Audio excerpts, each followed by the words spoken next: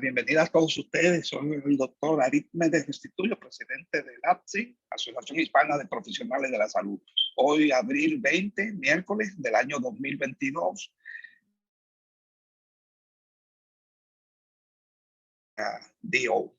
Doctor. Gracias por participar y entrar todo miércoles a las 8 de la noche con un tema bastante interesante, diferente a que tenemos, los diferentes temas, y es sobre actualización en cáncer de próstata, con un gran experto, un gran conferencista, el doctor Pedro Pablo María. Para los que no conocen esta asociación, siempre hacemos una breve introducción de nuestros fundadores, siempre mencionamos al doctor Eliezer Guzmán, doctor Bautista, doctor William, doctora Frances Robles y los demás, la doctora Carmen Rodríguez, que siempre nos apoyan desde la historia de 33 años. Doctor Eliezer Guzmán, Frances Robles, doctor Bautista. Ella es nuestra secretaria ejecutiva, Elba Rosa García, que nos ayuda con las reservaciones de esta conferencia. De manera rápida, quiero introducir a todos ustedes, como lo estamos haciendo ya en las últimas 2 semanas, nuestros grandes eventos. Este sábado vamos a estar en la primera gran feria de la salud dedicada a la comunidad hondureña, sobre todo a la garífuna, comunidad garífuna, este sábado 23 de abril en el Bronx a las 10 de la mañana hasta las 5 de la tarde en el 830 de Union Avenue. Ahí está la dirección, ya tenemos un grupo de voluntarios ya confirmado a ofrecer servicio ese día.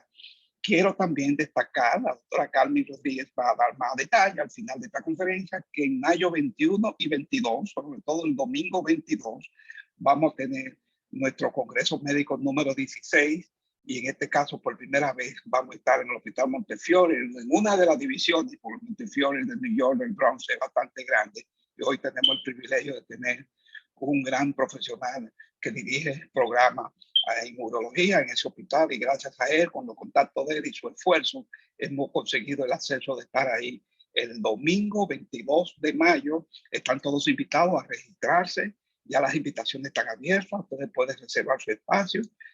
Hay bastante espacio porque es un auditorio bastante grande que hemos conseguido. Este es el tema central, o los temas centrales, el tópico central: desafíos en atención primaria post-COVID. Algunos subtítulos aquí están, no me voy a detener mucho en esto, pero siempre quiero destacar que a primera hora esta asociación ofrece un panel sobre la licencia, de cómo aprobar el USMLI, cómo aprobar el examen de enfermería, de psicología y también de bioanálisis. Así que ahí vamos a estar con ese panel. Estamos ya anunciando los primeros conferencistas confirmados. La doctora Carmen me está ayudando en completar. I'm sorry que no pude poner todas las fotos.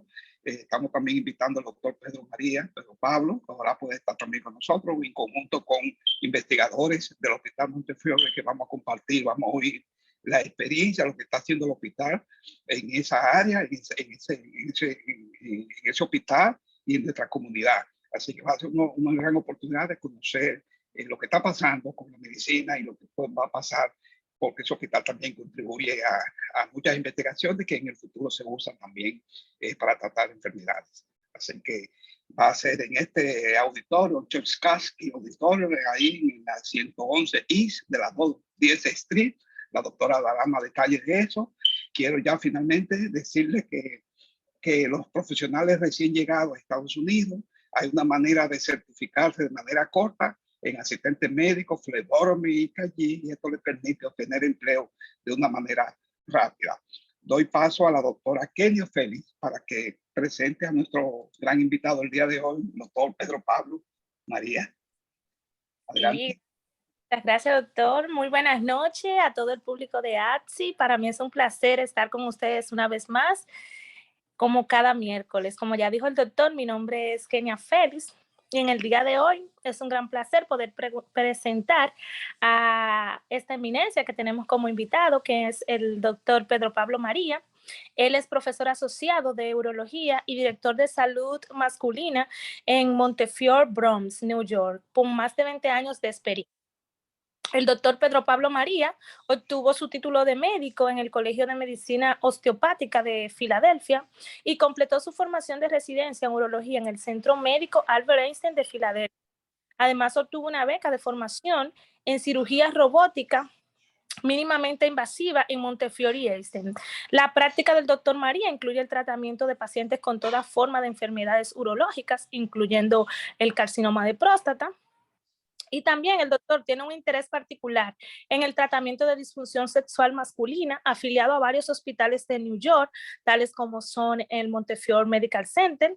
Es director de urología en el Hospital Men's Health, es director de urología y tiene un fellowship en el Montefiore y es profesor en ese mismo hospital de urología también. Ha publicado varios artículos científicos, los cuales están relacionados a su especialidad, tales como son la hipertrofia benigna de próstata, que es una afección bastante común, la cirugía robótica. Fue autor de un artículo, el cual fue galardonado, se denominó Investigación Multicéntrica de Infecciones Fúngicas de Prótesis de Penes Inflables. El artículo publicado en el Journal of Sexual Medicine ganó el premio al mejor artículo en cirugía de implante de pene en el 2019, bastante actualizado y un tema bastante interesante, especialmente para la población masculina. En el día de hoy, nuestro invitado hará énfasis o nos traerá más bien una conferencia que tratará sobre la actualización en el cáncer de próstata, los avances y las nuevas esperanzas que hay en esta patología. Así que bienvenido, doctor, al espacio de H. Desde a partir de ahora, el espacio es todo suyo. Bienvenido. Mil gracias. ¿Me pueden escuchar? ¿Me oyen? Sí, cómo no. Sí, puedes Okay. ir compartiendo ya, abriendo la pantalla. Déjame ver. Sí, claro. Ahora sí. Muy bien. Sí, bien. Ok, gracias por la introducción. No ha salido todavía en la presentación. No. ¿Y ahora? Mira, a ver, intenta otra vez. O cierre o vuelvo otra vez. Déjame ver. Déjame ver. Esta tecnología es un problema. Sí. A ver. ¿Me escuchan? Sí, muy bien. Adelante. Como dije, es un honor para mí estar con ustedes hoy y hoy un privilegio. Y vamos a hablar hoy bueno, no hace falta introducción ya. La introducción, la isogenia, me parece que es el nombre, y gracias por la introducción. El tema de hoy es los avances que hay en el cáncer de próstata, los tratamientos. Y siempre que se hable con más en los hombres hispanos de cáncer de próstata, tenemos que hablar de qué podemos hacer con las posibles complicaciones o los efectos colaterales de la cirugía o ya sea de la radiación. Porque uno de las preocupaciones más grandes que tienen los hombres es qué va a pasar que cuando me opere de la próstata o cuando me den radiación. Y es una de las cosas que a veces hace que el paciente se resista a examinarse de la próstata o chequear su PSA. Si podemos ver, cada año hay aproximadamente 240,000 casos de cáncer de próstata. Y es el 29% de todos los cánceres masculinos. Y hay aproximadamente 30,000 muertes por cáncer de próstata. Las fotos no están avanzando. Están fijas en la primera, nada más. ¿Cómo que no? Maximícelo y luego pasar al avance. No está maximizado ahí, no pasa. No, se ven todas. Se ve la segunda y sí, se ve la primera, pero no sé si va a avanzar a la segunda. Dame un minuto. Sí, dame un minuto y disculpa. Sí, no hay problema. Ok, disculpen, bueno, el riesgo, como decía antes, aproximadamente 30,000 personas mueren de cáncer de próstata en los Estados Unidos todos los años. Y el riesgo de tener cáncer de próstata en cualquier hombre es 1 en 5 o 1 en 6. O sea que es muy prevalente este tipo de problemas. Me pueden interrumpir en cualquier momento si hay alguna pregunta, si no entienden algo que podría decir. Aquí vamos a decírselo que lo entiendan. Es un 18 a un 20% dependiendo del grupo étnico. Sí. Dependiendo, o sea, mayor incidencia en los afroamericanos y los afrocaribeños, mayormente. Entonces, aquí vemos la incidencia de cáncer de próstata en los hombres es 29%. Y las muertes está número 2, siguiendo el cáncer de pulmón en el hombre. Y es la más grande en los hombres, la incidencia más grande, y en las mujeres es el de cáncer de mama. Aquí podemos ver otra vez también el número, cómo antes del PSA, los hombres se presentaban básicamente con cáncer de próstata ya cuando era un poquito tarde.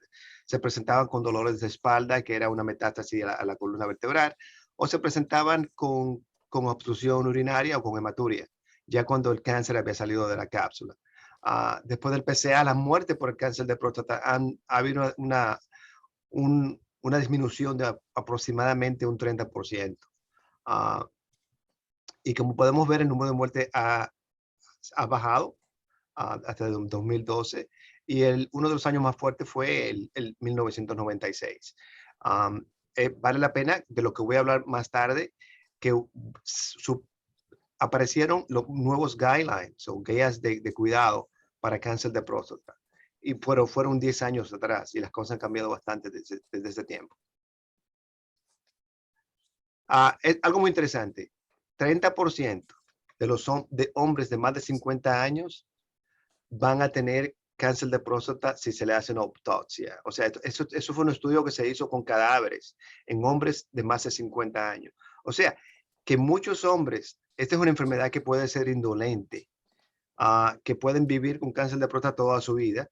Y es por esto que ahora se hace lo que se llama una supervisión activa o active surveillance para pacientes con cáncer de próstata de bajo riesgo.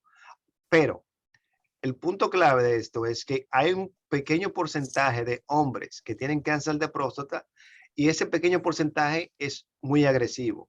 Entonces, tenemos que seguir monitoreando al paciente aunque tenga bajo grado, porque hay pacientes que se diagnostican ahora y ya en 6 meses tienen metástasis y hasta pueden morir. Hay otros que no, que tienen un cáncer de bajo grado y pueden vivir por años. Los riesgos de malignidad es de 42% en los hombres de más de 50 años. Y para tener un riesgo de cáncer de próstata clínico, o sea, que se ha diagnosticado y se ha tratado, es un 19%. ¿Y cuál es el riesgo de morir de cáncer de próstata? Es un 3%, 2.9%. Aquí voy a empezar a mencionar cuáles son las guías de cuidado de la Asociación Americana de Urología. Como dije, esto se hizo, esas guías salieron hace 10 años atrás, y es que muchos de ustedes ya deben estar familiarizados con estas guías, porque como van a ver, no quieren que se haga PSA muy a menudo en los pacientes. Fue algo como que se hizo cuando hicieron los guidelines para el cáncer de mama, que no querían que todo el mundo, todas las mujeres se hicieran mamografías. A medida que pasó el tiempo, se dieron cuenta que muchas mujeres estaban muriendo, se estaban presentando con cánceres más agresivos de mama. Entonces ya han cambiado esas guías de cuidado. Lo mismo con el cáncer de próstata. Y una de las cosas particulares, y es por la razón que creo que nosotros los hispanos debemos ser un poquito más, hacer más investigaciones en nuestros grupos étnicos, porque, por ejemplo, muchos de los hombres, la mayoría de los estudios que se hicieron para esta guía fueron estudios europeos. Y si tú ves la literatura médica, dicen hispanos, negros y blancos y anglosajones. Y nos ponen a nosotros los hispanos como todos nos ropan con la misma sábana. El hispano de Cuba, Puerto Rico, Centroamérica es completamente diferente al hispano de México, de Bolivia, etcétera, etcétera. Nosotros nos podemos llamar afrocaribeños, porque como decía un profesor mío de la escuela, todos tenemos el negro detrás de la oreja, y por ende vamos a tener más riesgo de cáncer de próstata. La mayoría de nuestros pacientes, cuando vienen aquí, tú le preguntas, ¿de qué murió tu padre? No sabe. Tenía cáncer en los huesos. Lo más posible era que tenía una metástasis de cáncer de próstata. Aquí vamos a empezar con las guías. La edad de menos de 40 años. Cuando ellos recomiendan que no se haga un PSA a hombres con menos de 40 años de edad. La prevalencia no es muy alta, y no hay evidencia que muestre el beneficio de que se investigue, se le haga un examen digital o se le haga un examen de sangre en este grupo de pacientes, porque la incidencia es muy leve, no va a aparecer. En los hombres de 40 a 54 años, nos recomiendan que se haga en hombres de 40 a 54 años con un riesgo averaje. Me explico. Riesgo averaje es de toda la población. La persona que se considera de alto riesgo, o sea, ya son los afroamericanos, y con personas que tienen historia familiar. Si tu papá, tu tío ha tenido cáncer de próstata, ya tú eres una persona de alto riesgo y tienes que empezar a hacerte evaluaciones a los años 40, a partir de la edad de 40 años. ¿Qué sucede? Lo que hablé anteriormente. Muchos pacientes hispanos no saben de qué murió su padre, de qué murió su tío. A veces fueron criados solamente por su mamá. A veces lo crió un tío o una abuela, por ejemplo, y no saben de qué murió el padre. Por eso yo a mis pacientes, todo hombre, a partir de los 40 años, le hago un PSA, porque no me gustan las sorpresas.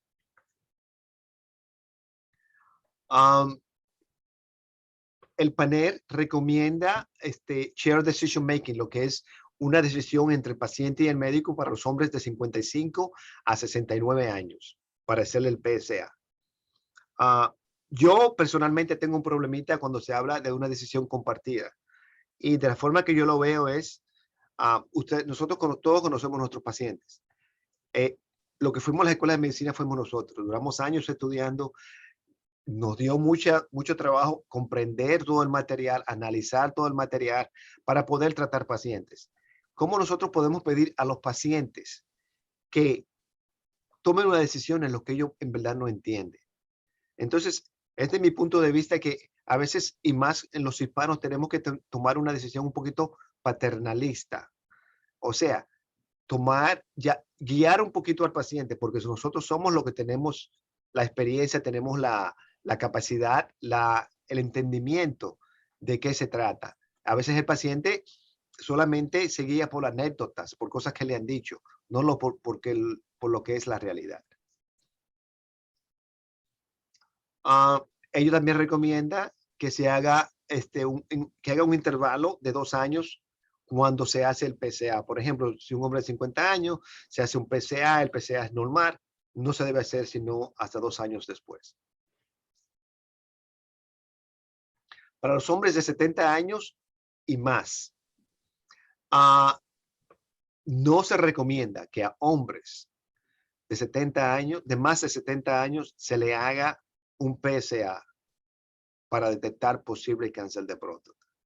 A menos que tú veas, porque tú ves hombres de 70, 75 años, 80 años, que están en perfecto estado de salud, no tienen ninguna complicación, no tienen enfermedades coronarias, no tienen diabetes, etcétera, etcétera, que tú sabes que si ese hombre se cuida va a durar más de 10 o 15 años. A esos hombres sí, uno puede hacer un PSA porque le va a dar más años de vida y le va a salvar la vida.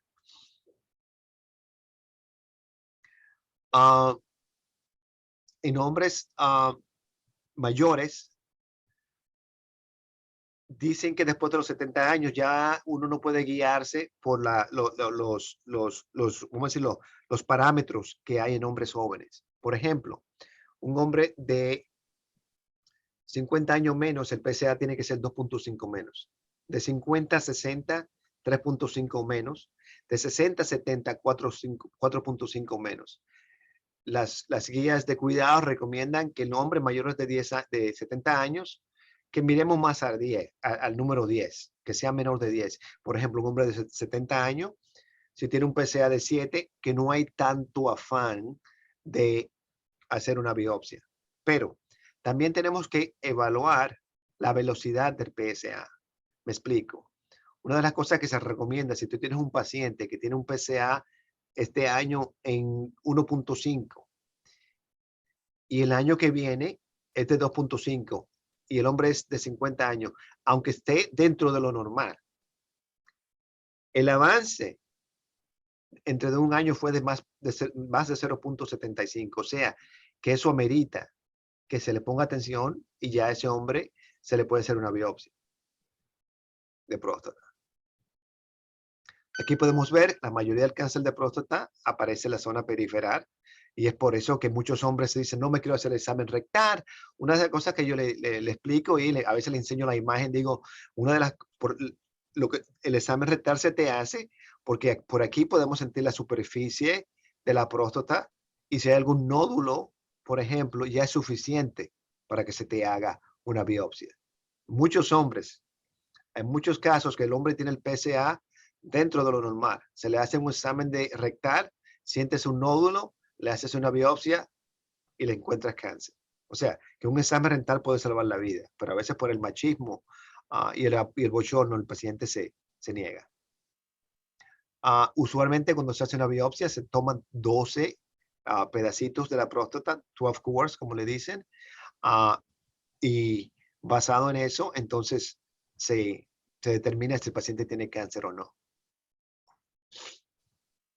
Todos hemos oído de lo que el grading system, el Gleason score, y eso es lo más importante.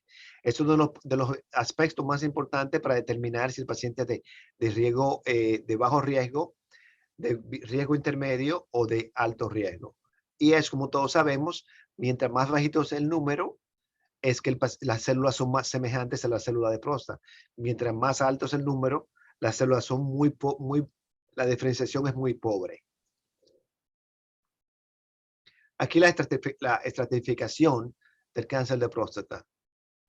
De bajo riesgo es un paciente que tiene un PSA de menos de 10, un Gleason score de menos de 7 y la stage va de T1C a T2A. Me explico. Este paciente de bajo riesgo es un paciente que se le puede ofrecer una supervisión activa. Porque la mayoría de sus pacientes el cáncer no progresa. Pero se le hace la supervisión activa porque un subgrupo de estos pacientes el cáncer va a avanzar. ¿Cuál es el riesgo intermedio? Intermedio es un paciente con un PSA de 10 a 20 o un Gleason 7. El 7 puede ser diferente. El 7 puede ser 4 más 3 o 3 más 4. El 3 más 4 es menos peligroso que el 4 más 3.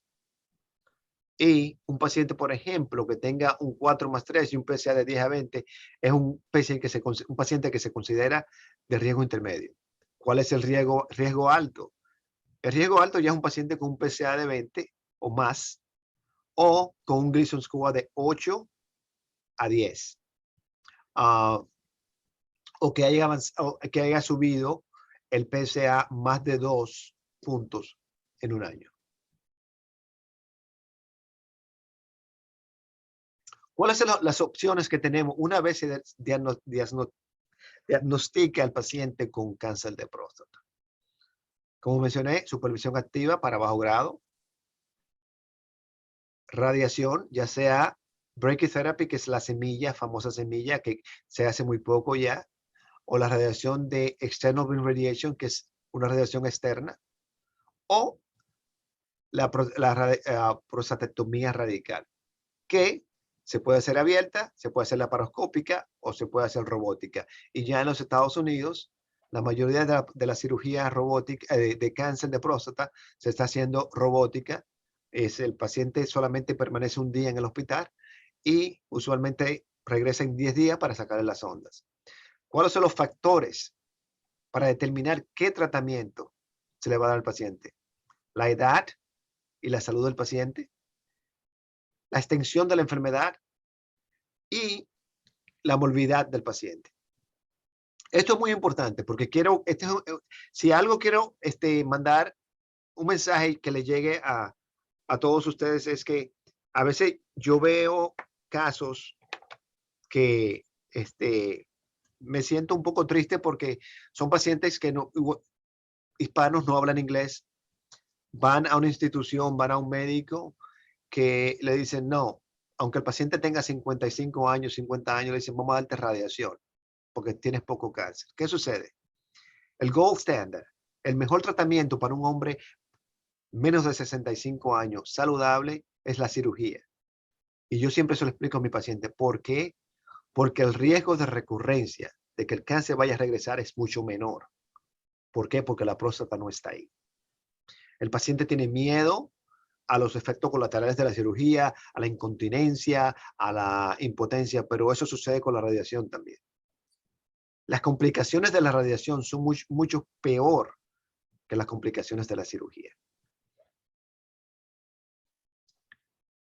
Cuando se hace una cirugía robótica, es una operación de 2 a 3 horas. El paciente, como mencioné, dura un día en el hospital. El catéter, la sonda se le quita en una semana. Y la recuperación es de 2 a 3 semanas. El paciente puede volver a trabajar de 2 a 3 semanas. Eso es muy importante. ¿Cuántos casos toma para que el médico se sienta cómodo haciendo casos robóticos? 300 casos por lo menos. Así que es bueno preguntarle cuando ya hay un diagnóstico de cáncer de próstata, pregúntale a tu médico cuánto tú has hecho, cuál es tu experiencia, etcétera, etcétera. No pienses que es un insulto al médico. Es tu derecho como paciente que le pregunte a su médico.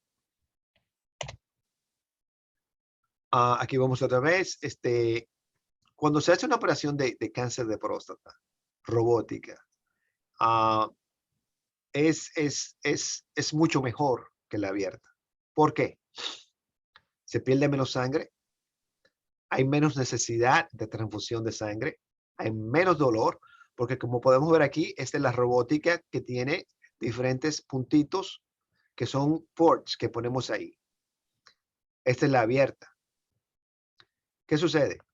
Cuando se hace robótica, se infla el abdomen y tenemos una visión tridimensional. No solamente eso, vemos las cosas 15 veces más grandes de lo que es en realidad, lo que nos permite hacer una disección de los nervios mucho mejor, preservar las erecciones y la continencia de los pacientes.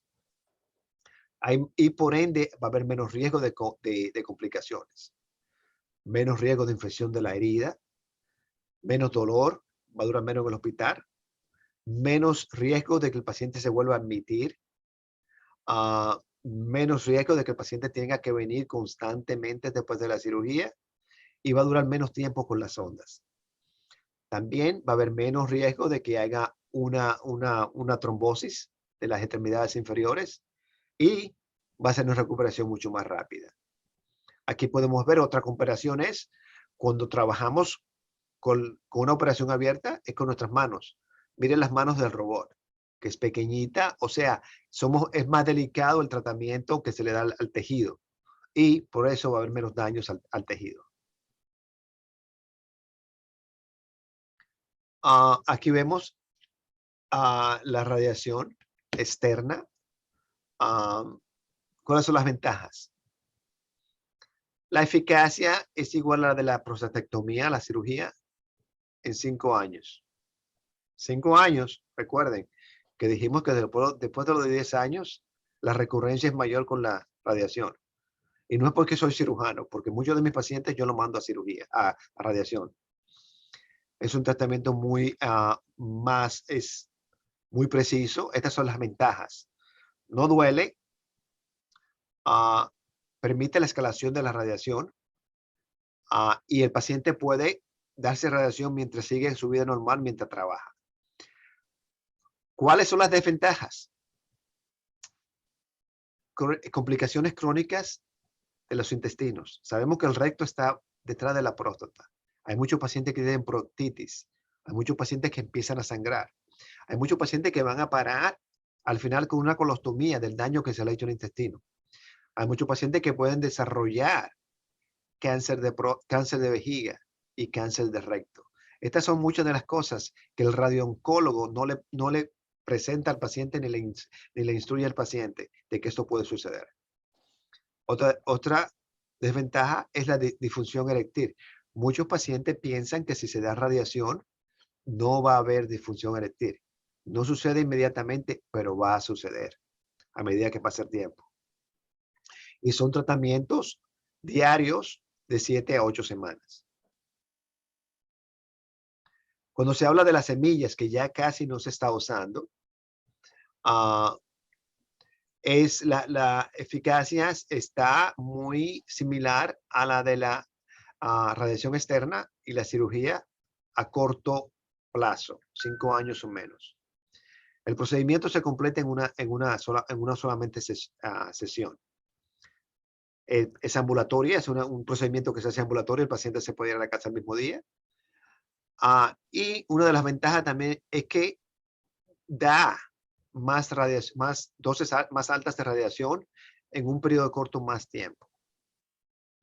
¿Cuáles son las desventajas? Más síntomas urinarios, me explico. Urgencia urinaria, hematuria, disuria,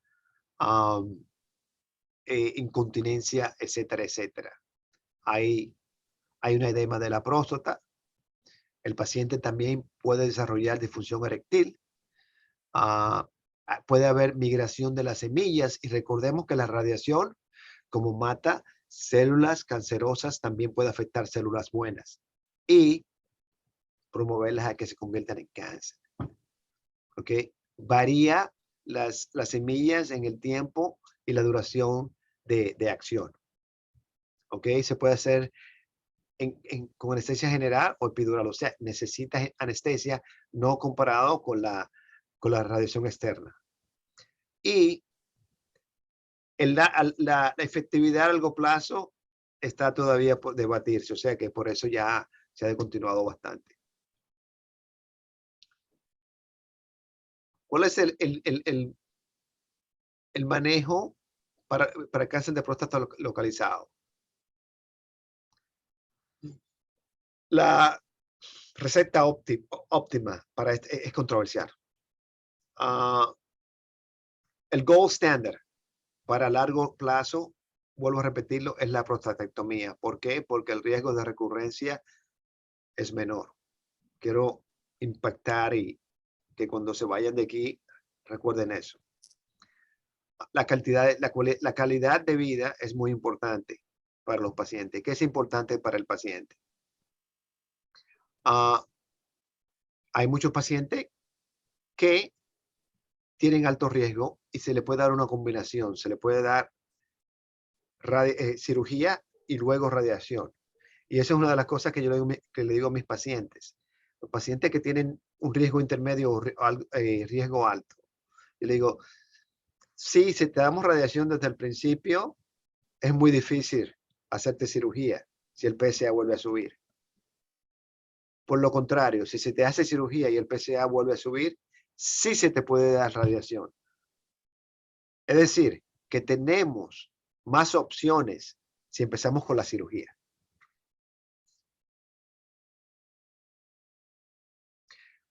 Ok, ya hablamos un poquito de la epidemiología del cáncer de próstata, cómo se presenta, los tratamientos, el grado de cáncer, los guidelines. Ahora vamos a hablar de cuáles pueden ser los efectos colaterales del tratamiento de cáncer de próstata, ya sea de radiación o sea de cirugía. Volvemos a repetir, aproximadamente 200,000 o 186,000 hombres tienen cirugía de próstata. Tienen cáncer de próstata, 155,000 van a tener cirugía. De esos 155,000, aproximadamente de un 5, miren el rango qué tan ancho es. De 5 a un 65% de estos hombres van a tener cierta cantidad de incontinencia. Y 40% van a tener cierto grado de disfunción eréctil. Y en la mayoría de estos casos, los pacientes que tienen incontinencia también van a tener disfunción eréctil. Pero no se preocupen que hay solución. Y eso es una de las cosas más importantes cuando el paciente se preocupa y dice, yo no quiero cirugía, a mí nadie me va a tocar porque yo no quiero eso, yo no voy a seguir siendo hombre si se me opera. Yo a mis pacientes les digo, sí, se te opero y las erecciones no son iguales, yo te hago mejor de lo que tú eres ahora. Porque están las pastillas, están las inyecciones y está la prótesis de pene, la famosa bombita, que es maravillosa, creo. El cáncer de próstata en realidad no crea la incontinencia ni la disfunción eréctil. Los tratamientos, la cirugía y la radiación son los responsables de este problema.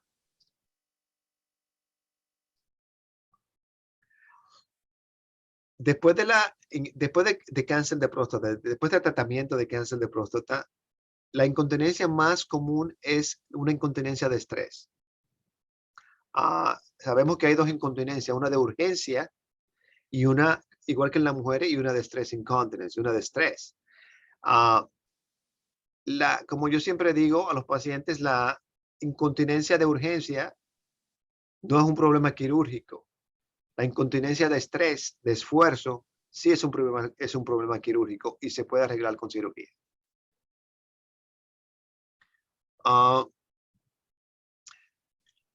Muchos pacientes se sienten mal por su incontinencia y por eso tienen miedo de tratarse para cáncer de próstata, porque se sienten abochornados. Es incómodo, y más en los países nuestros con un calor, con incontinencia, con un pamper, que todo el mundo tenga ese olor a orina. Te tienes que aislar. El paciente se siente enojado y tiene depresión. ¿Por qué? No puede salir, está mojado, etcétera, etcétera. ¿Qué nos trae el tratamiento para la incontinencia? Y hay tratamientos. Hay miles de hombres que están en su casa que usan Pampers y para ellos es normal. ¿Por qué? Porque a veces muchos pacientes tienen tanto respeto a su médico que tienen miedo. El médico le pregunta, ¿tienes algún problema después de la cirugía? No, yo estoy bien. Porque creen que se le dicen al médico que tienen incontinencia, que están mojados, el médico se va a enojar. Y a veces el cirujano que hace la cirugía de la próstata no pregunta, porque si pregunta se incrimina. ¿Qué hacemos cuando se trata el cáncer, se trata la incontinencia? El paciente gana su dignidad otra vez. Vuelve la intimidad. Y ahorra dinero en comprando Pampers y pads, por ejemplo. ¿Cómo tratamos la incontinencia después del cáncer de próstata, después de la cirugía? Modificación de rutinas de comportamiento, bajar la cantidad de líquidos que te tomas en el día. Tienes que evitar la cafeína, evitar el alcohol, son ambos diuréticos. Y evitar esfuerzo, porque cuando haces los esfuerzos ahí es que más tienes escape de orina. Muchos de estos pacientes se les recomienda después de la operación de cáncer de próstata los ejercicios de Kegel y el biofeedback. También hay tratamiento inyectable, Walking Agent, que no ha probado ser muy eficiente en los hombres. Es más eficiente, disculpen un segundo. Ya volvió. Es más eficiente en la incontinencia de mujeres y no en hombres.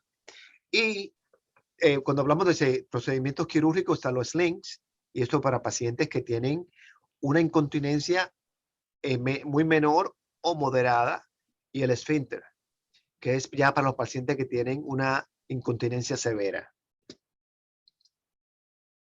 Aquí vemos el sling, es de 4 brazos, usualmente se pone en el perineo, no se ve nada, se hace una herida por debajo de los testículos, y eso lo que ayuda es a levantar y apretar la uretra. Esta es una opción para el paciente que tiene una incontinencia leve, moderada, no para el paciente que tiene una incontinencia severa. Aquí podemos ver, todo va por dentro, lo que hace que pone presión, no se ve nada. El paciente es una cirugía ambulatoria, se va a la casa el mismo día. Y el paciente, esto es fijo, el paciente no tiene que manipular nada.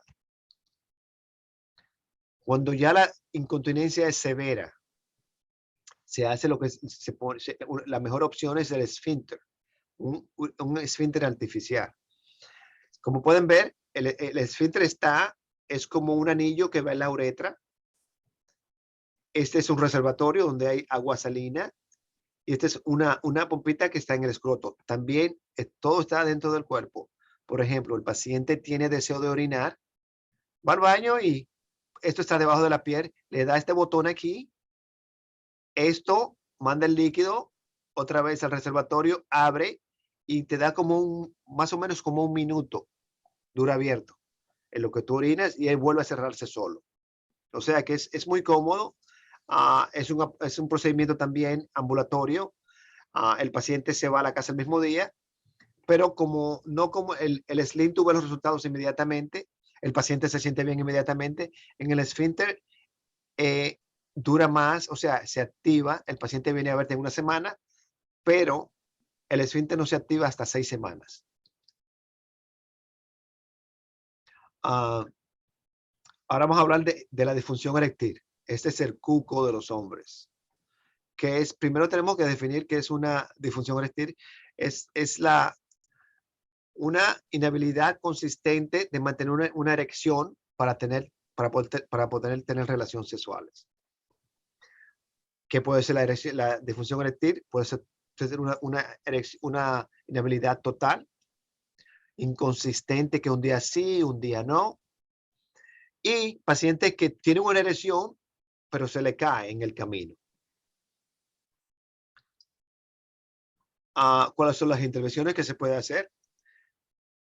Medicaciones, Viagra, Cialis, Levitra, inyecciones para el pene, unos supositorios que se ponen en la uretra, lo que se llama el vacuum y los implantes de pene.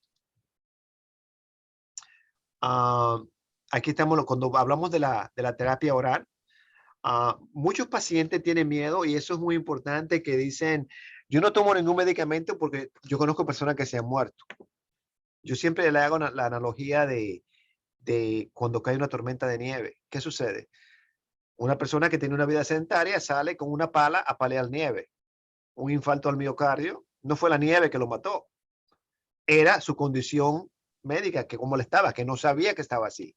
La mayoría de pacientes que tienen, vamos a decir, disfunción eréctil, muchos de ellos, la mayoría, déjame mencionar algo, la mayoría del paciente con disfunción eréctil no es el paciente de cáncer de próstata, sino el paciente diabético, el paciente que tiene alta presión y pacientes con enfermedades coronarias con alto colesterol. Esos son los pacientes que más a menudo veo con disfunción eréctil.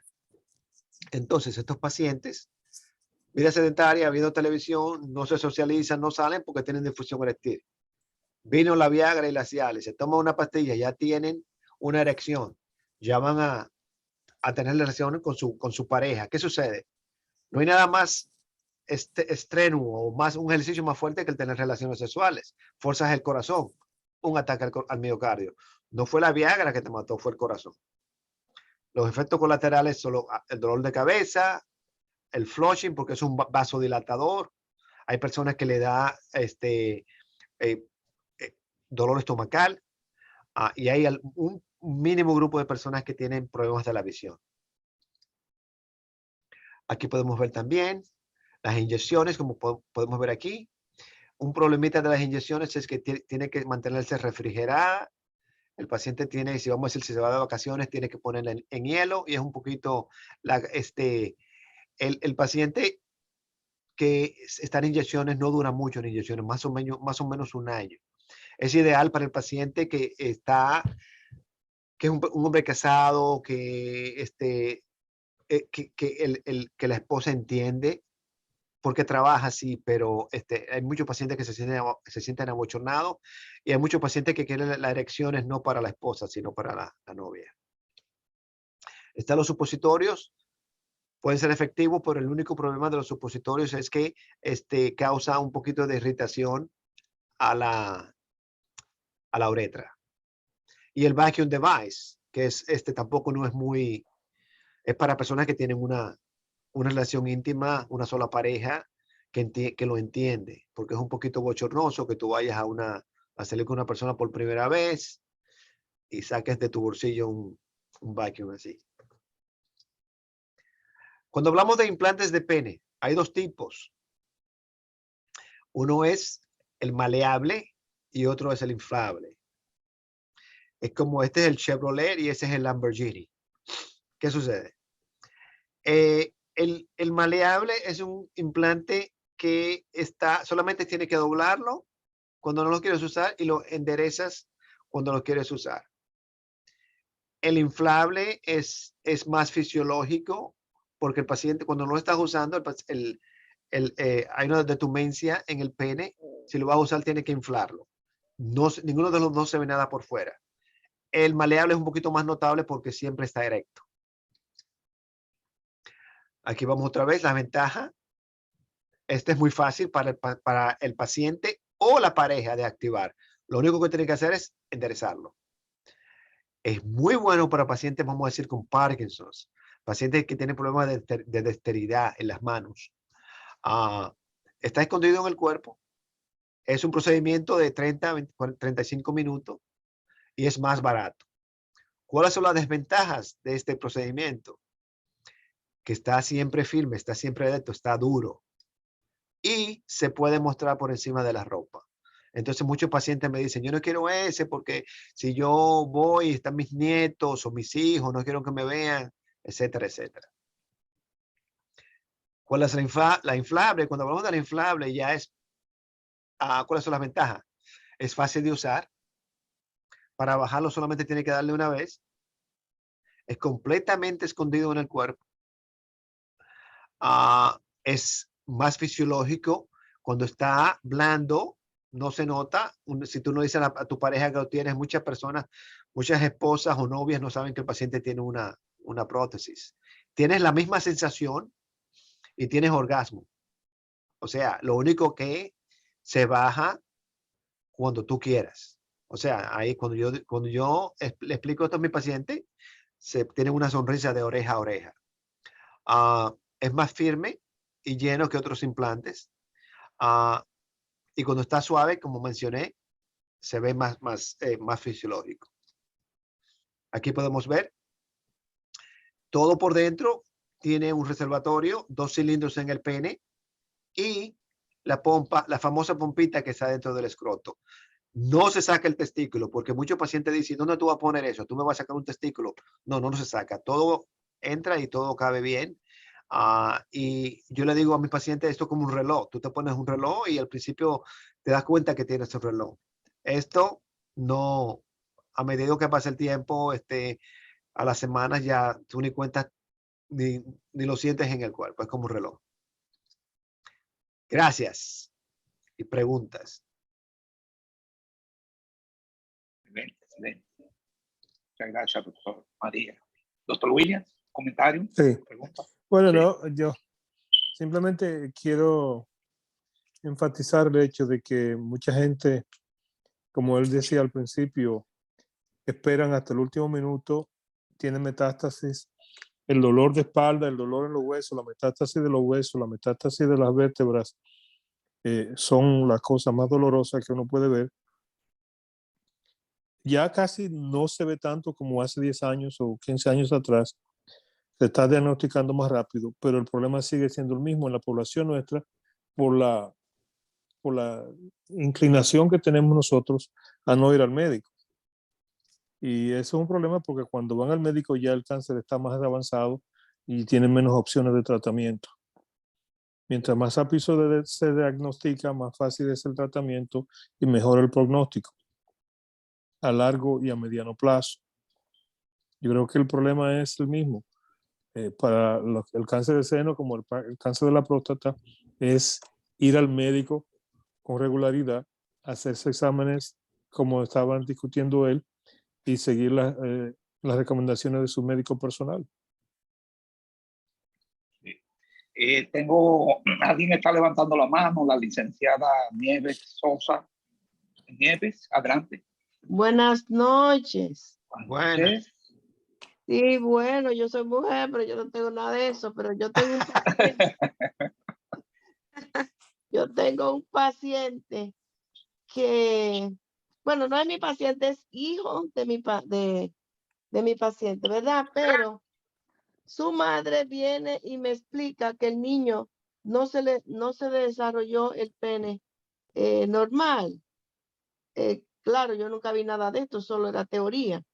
Yo le sugerí a la madre que llevara el niño a un médico, ¿verdad? Esto fue en Santo Domingo. Ahora, Esto siempre me quedó a mí de preocupación porque nunca supe si el muchacho de adulto llegó a tener un pene que se le desarrollara normal. Pregunta que yo hago. Esos implantes, ¿qué tipo de persona aplica para ello? Y si un hombre joven como ese quizá pueda recibir un Beneficiarse. implante. Bueno, Un hombre joven, ¿qué edad tiene? bueno, mi paciente, ese muchacho tiene que tener como 37 años. Ok, Nunca llegué a saber si se le desarrolló normal, porque ella se encargó de llevar el muchacho al médico, ¿verdad? No supe más nada. una de las cosas que lo principal es, y muchas preguntas que tienen los pacientes es, primero que todo, el hombre cuando tiene disfunción eréctil, si se va a decidir a ponerse la prótesis, que lo haga lo más pronto posible. ¿Por qué? Porque si no, un músculo no se usa, hay una atrofia muscular. ¿Qué sucede? El pene, cuando no se usa por mucho tiempo, tiene una difusión eréctil por mucho tiempo. Cuando tú le pones la prótesis, dice, pero doctor, esto es más chiquito, este no era yo, etcétera, etcétera. ¿Por qué? Porque ya el pene se ha atrofiado. La cirugía no aumenta el tamaño del pene, lo pone un poquito más ancho, no lo aumenta. El muchacho que te explica, esos casos suceden cuando hay niños que tienen así, que lo que tienen lo que se llaman micropenes. Hay que esperar los años cuando hay un pic de la testosterona, que es a la edad de 12 años, 11 años, 12 años, cuando empiezan a hacer ya a crecer. Antes de eso uno puede esperar. Sí, es persistente. A esa edad lo que se puede dar bajo a cuidado de un endocrinólogo, se le puede dar testosterona al niño. ¿Por qué? Porque si no, la testosterona no sube como debe subir, entonces ya la ventana de oportunidad para que el pene crezca va a desaparecer. Y el riesgo que tienen las inyecciones de testosterona es que le va también a hacer una fusión en las placas de crecimiento de las rodillas, de los huesos. Así, por eso es que tú ves muchos atletas, muchachos jóvenes, que desde que están jóvenes, en los 14, 15, que los papás quieren que sea cree que va a ser pelotero profesional o cree que va a ser un futbolista profesional, empieza a darle hormonas, son fuertecitos, pero son chiquitos. Y a medida que pasa el tiempo, también van a tener difusión eréctil. La testosterona es un poquito delicada de tratar, de usar, y tiene que ser bajo supervisión ya sea de un urólogo o de un endocrinólogo. Este muchacho, si el pene creció no va a tener ningún problema con erecciones. Si no creció, creo que es un poquito tarde ya. Ay, qué pena que el muchachito no le buscaran ayuda.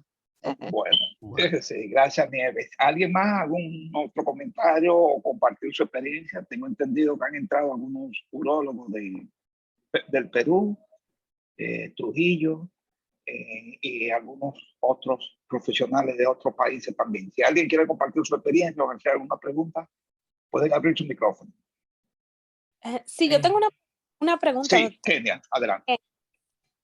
En mi pregunta va en la misma línea de quien preguntó anteriormente. Aparte de las indicaciones del trasplante de pene, yo quisiera saber también cómo es la cobertura de los seguros para esa cirugía o para esos implantes y en cuáles condiciones los seguros médicos pueden cubrir el implante. Interesante pregunta. Es irónico que los seguros casi no cubren las inyecciones y no cubren las pastillas. El implante los cubre. ¿Por qué? ¿Por qué? Es a one-time shot. Tú pones uno y te descompuca por 10 o 15 años o más. La pastilla es mensual y las inyecciones mensual tiene que renovarlo y al fin y al cabo va a salir más caro. El seguro prefiere pagar por un implante que pagar por pastillas. ¿Y cuáles más o menos pueden aplicar o en qué condiciones de los pacientes se puede aplicar para que el seguro tenga cobertura? Bueno, que tenga disfunción eréctil es suficiente. Anteriormente, las guías de la Sociedad Americana de Salud Sexual tenía un protocolo, pastillas si no trabaja inyecciones, si no trabaja prótesis, por ejemplo. Ahora no, ahora se le pone todo sobre la mesa al paciente y el paciente escoge.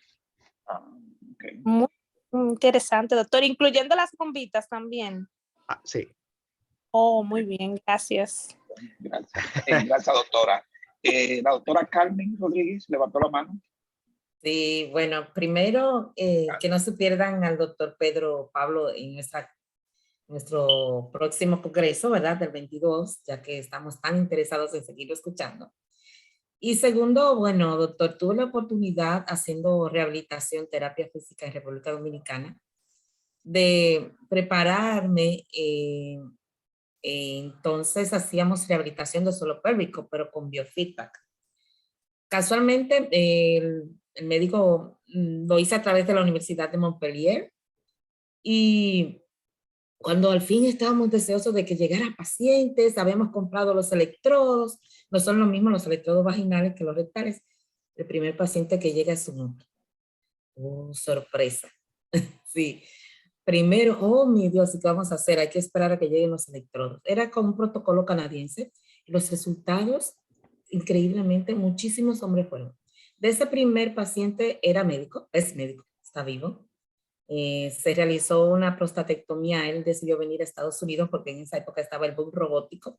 Le dijeron, no, no vas a quedar ni impotente ni con continencia.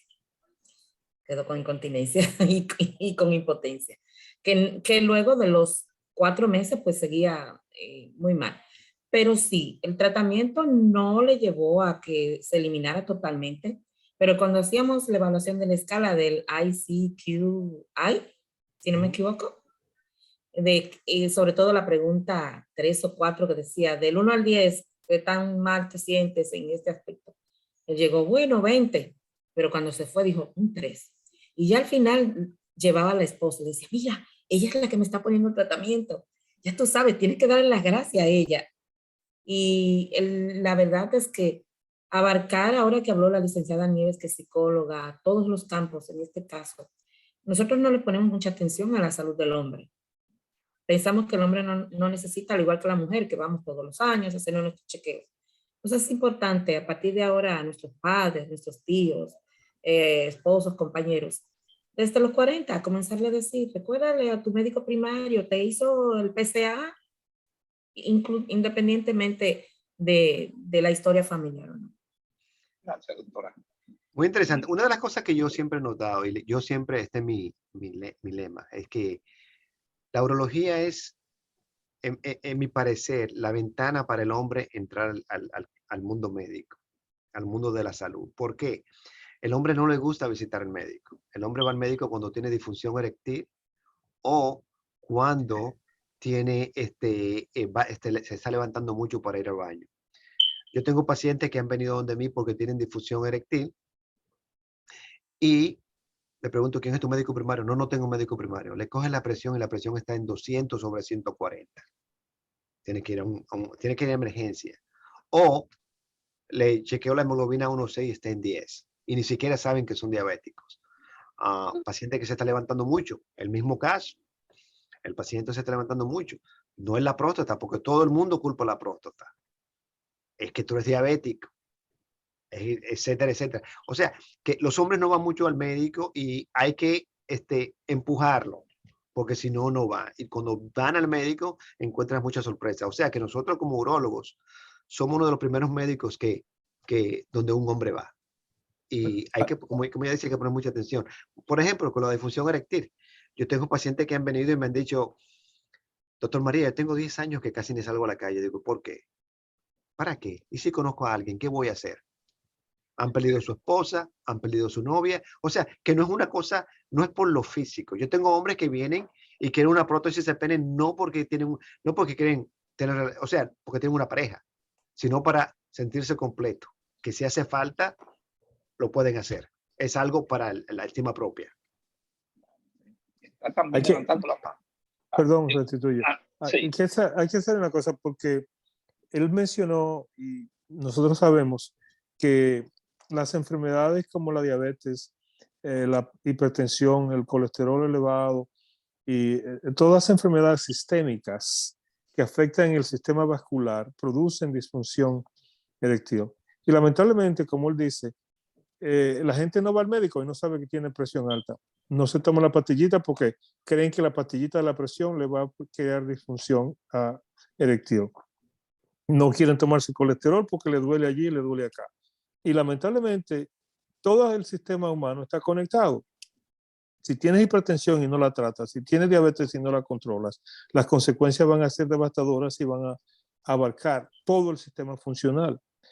Prevención sigue siendo la mejor medida de tratar ese tipo de problemas. Y la prevención, como dice la doctora, es ir al médico lo antes posible, a la edad más temprana, para darse cuenta de las cosas que hay que manejar para evitar las consecuencias que son más dañinas. Yo le digo a mis pacientes, a mis amigos que son internistas, pediatras, etcétera, o médicos familiares, tú quieres que tu paciente se tome su pastilla, dile, si no te la toma, no se te va a parar. Y se la toma. La doctora Brito Inmediatamente. la doctora Brito está levantando la mano. Adelante, doctora. Hola, hola, buenas noches a todos. Espero que estén bien. Estuvo súper interesante la conferencia, porque realmente la urología es como el pasillo negro al fondo. Como cuando uno dice, vamos al baño, doble pasillo al fondo y a la izquierda. Es así la descripción que tendría para eso. Pero realmente, sin desperdicio, lo que sería... ¿ha tenido pacientes que han hecho rechazo a la prótesis? Sí, uno de los riesgos no rechazo básicamente, es infección. Uno de los riesgos más grandes de la cirugía de prótesis es la infección, y mayormente en los pacientes diabéticos. O sea, una de las cosas que yo hago es que mi límite de la hemoglobina 1C es 9. Y podemos decir 9 es muy alto, sí es alto, pero con la población que yo estoy bregando aquí en el Bronx, el paciente se presenta con una hemoglobina 1C de 11, de 12, de 13, de 14, etcétera, etcétera. O sea, para ellos 9 es bien. Mientras más alta está la hemoglobina 1C, mientras más alta está la glucosa, el nivel de glucosa en la sangre el día de la cirugía, más alto es el riesgo de infección. Si el paciente ha tenido radiación, si el paciente tiene comprometido la circulación, ya sea por enfermedades vasculares, etcétera, etcétera, entonces va a haber más riesgo de infección. Y si se infecta la prótesis, sí hay que sacarla. Se pone a veces una maleable, se le hace lo que se llama un salvamiento, hasta que la infección se vaya, y después, si el paciente quiere, se le pone otra inflable. Pero el paciente tiene que ser un poquito más higiénico, tomarse sus medicamentos, sus antibióticos, para evitar estos problemas. Doctor María, sí, doctor, gracias. algo más. Sí, gracias, doctora Brito. No, gracias. ¿Cuál es su experiencia, sobre el PSA, el futuro de la prueba? ¿Se está investigando otra prueba? ¿Hay una tendencia que se siga mejorando para detectar el cáncer de próstata? ¿O hay otra que esté en camino para que sea más seguro? Se ha tratado, pero el PSA ahora mismo es lo único que tenemos. O sea, vamos a decir, hay unos exámenes que se están haciendo ahora. Vamos a decir, muchos pacientes, muchos urólogos estamos haciendo un MRI. Vamos a decir, el PSA está elevado, o sea, mínimamente elevado. Se le hace una biopsia y es negativo. Sigue subiendo y ya tú vas a hacer una resonancia magnética, porque eso nos va a mostrar si hay áreas que sean sospechosas para cáncer. Otros exámenes hay un examen de orina que se llama exosome, para el mismo tipo de paciente. El paciente tiene el PSA elevado, no se quiere hacer una biopsia, o la biopsia previa ha sido negativa, entonces se le hace ese examen de orina y nos va a dar un número, un porcentaje de cuáles son los riesgos de que el paciente tenga cáncer. Entonces ya se están haciendo lo que se llama también, cuando se hace el MRI, si el MRI nos muestra una área sospechosa, entonces hacemos lo que se llama una biopsia de fusión, que se toma la imagen del MRI y en vivo se le hace el sonograma y se va específicamente a esa área sospechosa y se coge pruebas de la próstata. Okay. Muchas gracias. ¿Alguien más? ¿Alguna otra pregunta? Creo que es muy interesante, ¿verdad? El día de hoy. Doctor, no queremos quitarle más tiempo, porque luego en la seguridad del hospital usted podría tener problemas para cerrar la oficina. Así que le agradecemos su tiempo, su dedicación, y esperamos vernos pronto ahí en el Congreso Médico, y agradeciéndole el apoyo que nos ha dado también a nuestro gran evento de mayo 22. Gracias a ustedes. Ha sido un honor de participar en esta conferencia. Doctor, ¿de qué pueblo de Santo Domingo es su familia? De la capital. Ah, de la capital. Sí. No, yo nací en la capital, mi papá es ibaeño y mi Sí. mamá de San Pedro. Ah, bueno, sí, sí. Para que Muy sepa. interesante, y yo sé que el doctor Pedro no es porque esté aquí, yo creo que en los últimos años, las últimas, ¿verdad? 2 décadas, es de los médicos de origen dominicano que más experiencia ha desarrollado en estos temas. Y es un privilegio tenerlo aquí en esta reunión. Muchas gracias. Mil gracias. Hasta luego. Buenas noches. Buenas noches. Bye. Bye.